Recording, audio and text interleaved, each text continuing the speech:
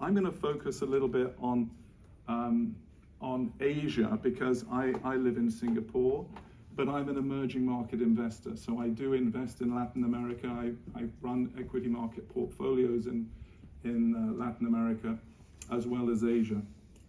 I think that what I want to focus on today is following up on Juliana's story about sustainability. McKinsey has said that the biggest shift in global capital in our lifetime is going to be the move of money into moving us towards net zero. And that means first and foremost decarbonization. 6 years ago, I told him this was an utter waste of time, but my colleague Alex Kalis, who's in the front row here, who'd been working in Asia for most of his professional life, said, we're going to visit WWF in Hong Kong, which is the world's largest ecology NGO.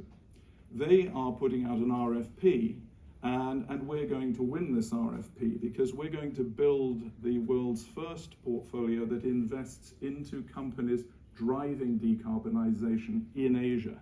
And I said, Asia, is that really where these companies reside?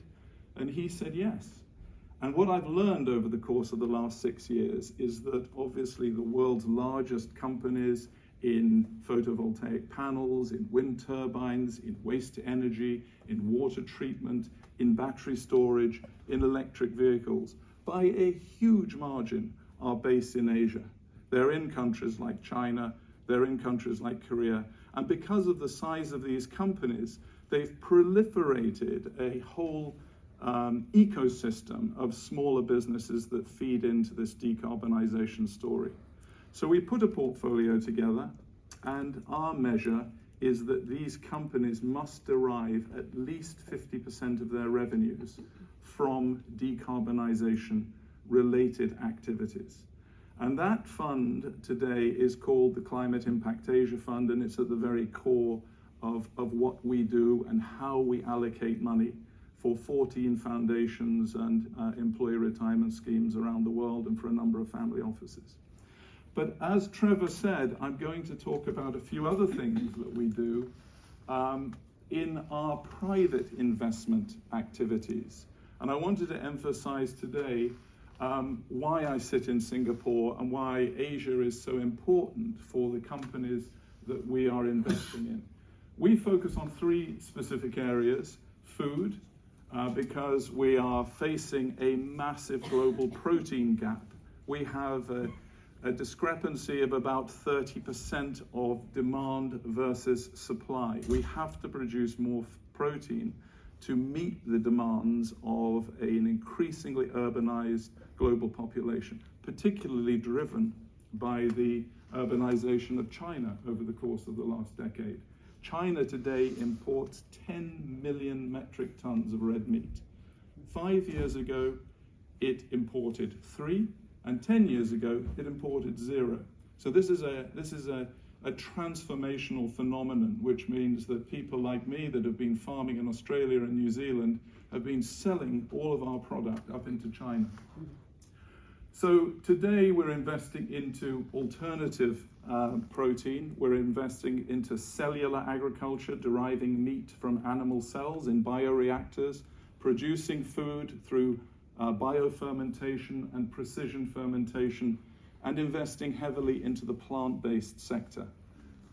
Health is another very important area. We think that we're in a 10-year golden era for the realm of preventative medicine. Today we need diagnostics, and diagnostics have become digital devices which gather huge amounts of data, and they send that data up to the cloud so you can do disease mapping.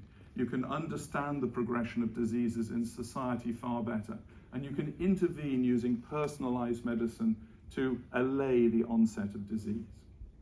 And Planet is really our sustainability bucket. We call it Green Earth Ventures. We're investing into some quite remarkable companies which are best illustrated by some of the slides. And in the interest of time, I'm going to move on quickly. Rosalind Technologies is a company that we just raised £15 million from Singapore-based investors, Singapore, Danish, and Chinese investors, in fact. fact, we just brought in an investor from Manila into this company. This just shows you how the world is looking at this unique technology. This is one of the world's leaders in stem cell technology. 20 years ago, almost to the day, you may recall that Roslin Institute in Edinburgh came up with Dolly the sheep, the first cloned animal. Well, today they are the world leader in producing plenipotent, self-replicating stem cells from meat. These are meat products. This has nothing to do with plant-based or alternatives to meat. This is growing meat without the requirement to enter into animal husbandry, with all of the implications of growing soy in Brazil, shipping it across the world, and the carbon emissions of those activities. Another fantastic business we've invested into, which is an Asian company, is called Cody Genetics. This is a company that is I'll just give you a quick story. 7 billion day-old chicks, male chicks, are destroyed every year in the poultry industry. That is because they don't grow up into nice big fat broilers and they don't lay eggs. So they're simply ground up. They're either euthanized or ground up. This is a company that now breeds predominantly female provenance, female issue in the animal food industry. And that may be an allegory for the way the world is going. Perhaps we'll only retain enough men for breeding purposes. But this is basically what we're doing at Cody. And we've taken this company from Asia into the Roslin Innovation Hub in Edinburgh. This is a company that we took from Imperial College London to Asia, and we set up and brought into Temasek, and which is the Singapore Government Wealth Fund, and another company called Indorama, which is a Thai-based manufacturer of synthetic materials. This company is producing the world's first ever biodegradable plastic. It's the answer to the plastic waste crisis, and it has now clients across Asia. Asia is adopting this in a very serious way. This company is another remarkable company, Asian company, again, that produces biodiesel from insects. Now you might think, how is that possible? Well, we feed the insect larvae biomass from the palm oil industry or the fruit industry in the Philippines. They consume the biomass, which is a waste stream, and then the insects are crushed. And from that we derive a highly calorific, highly fissile oil, which is used for biodiesel in aeronautical transport. So this is another company, a Singaporean-based company, a company that we like to see some sort of link between Asia and the UK, because that's our nexus. This is a company that King's College oncologist at the National Cancer Centre has developed, which matches people with cancer, particularly rare genetic cancers, with clinical trials, i.e. free treatment around the world. They have data on every single cancer patient in Southeast Asia and now in India.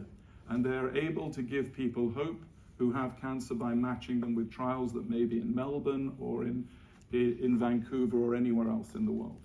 Just been invested with $20 million by MassMutual, one of the big American insurance companies, and obviously significant implications for insurance.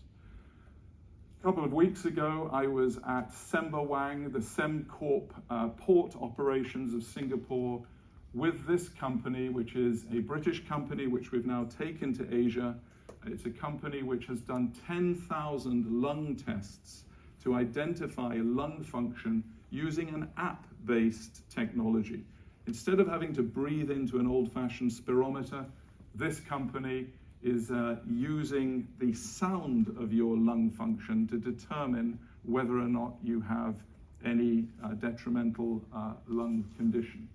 And again, a company that, of course, is a very early stage business, but is very important in terms of healthcare management.